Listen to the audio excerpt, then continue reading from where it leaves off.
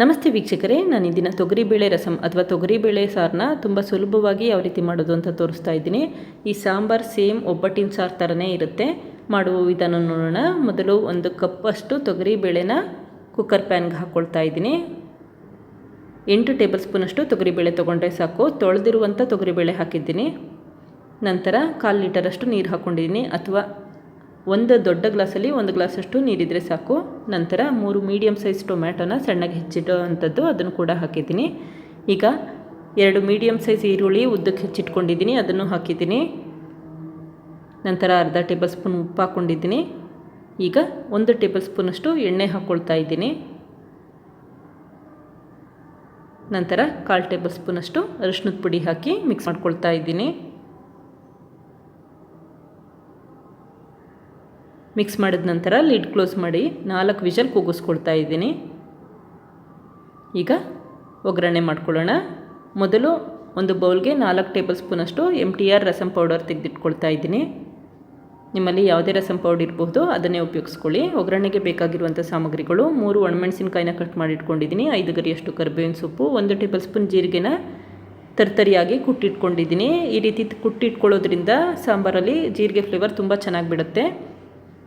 7 crush ಮಾಡಿರುವಂಥ ಬೆಳ್ಳುಳ್ಳಿ, ಹಾಗೆ 1 ಚಿಟಿಕೆ ಹಿಂಗು, ಅರ್ಧ ಟೇಬಲ್ ಸ್ಪೂನ್ ಸಾಸಿವೆ. ಮೊದಲು ಬಾಣಲಿಗೆ 2 ಟೇಬಲ್ ಸ್ಪೂನ್ ಎಣ್ಣೆ ಹಾಕಿದ್ದೀನಿ. ಎಣ್ಣೆ ಕಾದ ನಂತರ ಅರ್ಧ ಟೇಬಲ್ ಸ್ಪೂನ್ ಸಾಸಿವೆ ಹಾಕ್ಕೊಂಡಿದ್ದೀನಿ. ಸಾಸಿವೆ ಸಿಡಿದ ನಂತರ ತರ್ತರಿಯಾಗಿ ಕುಟ್ಟಿಟ್ಕೊಂಡಿರುವಂಥ 1 ಟೇಬಲ್ ಸ್ಪೂನ್ ಜೀರಿಗೆ ಹಾಕ್ಕೊಳ್ತಾ ಇದ್ದೀನಿ. ಈಗ ಕ್ರಷ್ ಮಾಡಿರುವಂಥ ಬೆಳ್ಳುಳ್ಳಿ ಏಳಿದೆ, ಅದನ್ನು ಕೂಡ ಹಾಕಿದ್ದೀನಿ. ಈ ಸಮಯದಲ್ಲಿ ಉರಿನ ಸ್ವಲ್ಪ ಲೋ ಫ್ಲೇಮಲ್ಲಿ ಇಟ್ಕೊಂಡು ಒಗ್ಗರಣೆ ಮಾಡ್ಕೊಳ್ಳಿ. ಈಗ ಕಟ್ ಮಾಡಿರುವಂಥ 3 ಒಣಮೆಣಸಿನಕಾಯಿ ಹಾಗೆ 1 ಚಿಟಿಕೆಯಷ್ಟು ಹಿಂಗೆ ಹಾಕ್ಕೊಳ್ತಾ ಇದ್ದೀನಿ. 5 ಗರಿಯಷ್ಟು ಕರಿಬೇವಿನ ಸೊಪ್ಪು ಕೂಡ ಹಾಕಿದ್ದೀನಿ. ಕೊನೆಯಲ್ಲಿ 1/4 ಟೇಬಲ್ ಸ್ಪೂನಷ್ಟು ಅರಿಶಿಣದ ಪುಡಿ ಹಾಕಿ ಮಿಕ್ಸ್ ಮಾಡಿದ ನಂತರ ಸ್ಟವ್ ಆಫ್ ಮಾಡ್ಕೊಳ್ತಾ ಇದ್ದೀನಿ. ಒಗ್ಗರಣೆ ರೆಡಿಯಾಗಿದೆ. ಈಗ ಕುಕ್ಕರ್ ಕೂಡ ತಣ್ಣಗಾಗಿದೆ.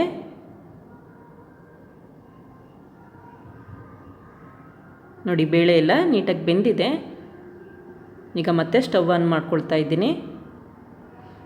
ಇದನ್ನೀಗ ಮಂತಲ್ಲಿ ಈ ರೀತಿ ಕಟ್ಕೊಳ್ತಾ ಇದ್ದೀನಿ. ಈ ರೀತಿ ಮಾಡೋದ್ರಿಂದ ಬೇಳೆ ಎಲ್ಲ ನೀಟಾಗಿ ಸ್ಮ್ಯಾಶ್ ಆಗುತ್ತೆ. ನಿಮ್ಮಲ್ಲಿ ಮಂತಿಲ್ಲ ಅಂತ ಅಂದರೆ ಸ್ಮ್ಯಾಶರ್ ಉಪಯೋಗಿಸಿ ಒಂದು 5 ನಿಮಿಷ ಸ್ಮ್ಯಾಶ್ ಮಾಡ್ಕೊಳ್ಳಿ.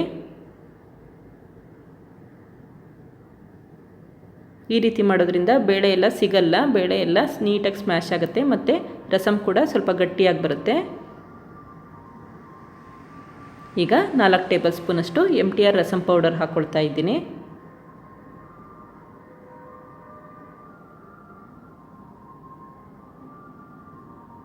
ಈಗ 1 ಗ್ಲಾಸಷ್ಟು ನೀರು ಹಾಕ್ಕೊಳ್ತಾ ಇದ್ದೀನಿ. ಒಟ್ಟು ಅರ್ಧ ಲೀಟರಷ್ಟು ನೀರು ಹಾಕ್ಕೊಂಡಿದ್ದೀನಿ. ನಿಮಗೆ ತುಂಬ ತೆಳುಗಬೇಕು ಅಂದರೆ ಇನ್ನೂ ಸ್ವಲ್ಪ ನೀರು ಹಾಕ್ಕೊಳ್ಳಿ, ಅಥವಾ ತುಂಬ ಗಟ್ಟಿ ಬೇಕು ಅಂದರೆ ನೀರಿನ ಪ್ರಮಾಣ ಕಡಿಮೆ ಮಾಡ್ಕೊಳ್ಳಿ. ಈಗ 4 ಟೇಬಲ್ ಸ್ಪೂನ್ ತೆಂಗಿನಕಾಯಿ ತುರಿ ಹಾಗೆ 3 ಟೇಬಲ್ ಸ್ಪೂನಷ್ಟು ಸಣ್ಣಗೆ ಹೆಚ್ಚಿರುವಂಥ ಕೊತ್ತಂಬರಿ ಸೊಪ್ಪು ಹಾಕ್ಕೊಂಡಿದ್ದೀನಿ. ಈಗ ರುಚಿಗೆ ತಕ್ಕಷ್ಟು ಉಪ್ಪು ಹಾಕ್ಕೊಳ್ತಾ ಇದ್ದೀನಿ. ಮುಂಚೆನೇ ಉಪ್ಪು ಹಾಕಿರೋದ್ರಿಂದ ಸ್ವಲ್ಪ ಕಡಿಮೆ ಪ್ರಮಾಣದಲ್ಲಿ ಉಪ್ಪು ಹಾಕ್ಕೊಂಡಿದ್ದೀನಿ. ಈಗ ತುಂಬ ಹುಳಿ ಬೇಕು ಅಂತಂದರೆ ಒಂದು ಸಣ್ಣ ಗಾತ್ರದಷ್ಟು, ಗೋಲಿ ಗಾತ್ರದಷ್ಟು ಹುಣಸೆ ಹಣ್ಣನ್ನು ಹಾಕ್ಕೊಂಡು ನೀರಲ್ಲಿ ನೆನೆ ಹಾಕಿ ನೀರು ಹಾಕ್ಕೊಂಡಿದ್ದೀನಿ. ನಂತರ 1 ಟೇಬಲ್ ಸ್ಪೂನಷ್ಟು ಬೆಲ್ಲ ಹಾಕ್ಕೊಳ್ತಾ ಇದ್ದೀನಿ.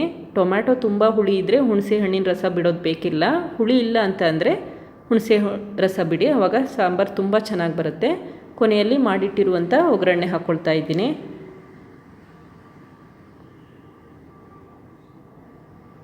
ಈಗ ಮತ್ತೆ 5 ನಿಮಿಷ ಕುದಿಲಿಕ್ಕೆ ಇಟ್ಕೊಳ್ತಾ ಇದ್ದೀನಿ. 5 ನಿಮಿಷ ಆಗಿದೆ. ತೊಗರಿಬೇಳೆ ರಸಂ ಕೂಡ ರೆಡಿಯಾಗಿದೆ. ನೋಡಿದ್ರಲ್ಲ ವೀಕ್ಷಕರೇ, ತೊಗರಿಬೇಳೆ ರಸಂ ಒಬ್ಬಟ್ಟಿನ ಸಾರು ಥರನೇ ಇರುತ್ತೆ. ಈ ರೀತಿ ಮಾಡಿ ನೋಡಿ. ಹುಳಿ, ಖಾರ ಮತ್ತು ಸಿಹಿ ಎಲ್ಲ ಪ್ರಮಾಣವೂ ಕರೆಕ್ಟಾಗಿರುತ್ತೆ. ನೀವು ಕೂಡ ಪ್ರಯತ್ನಿಸಿ. Thank you. ಲೈಕ್ ಮಾಡಿ ಮತ್ತು ಸಬ್ಸ್ಕ್ರೈಬ್ ಮಾಡಿ.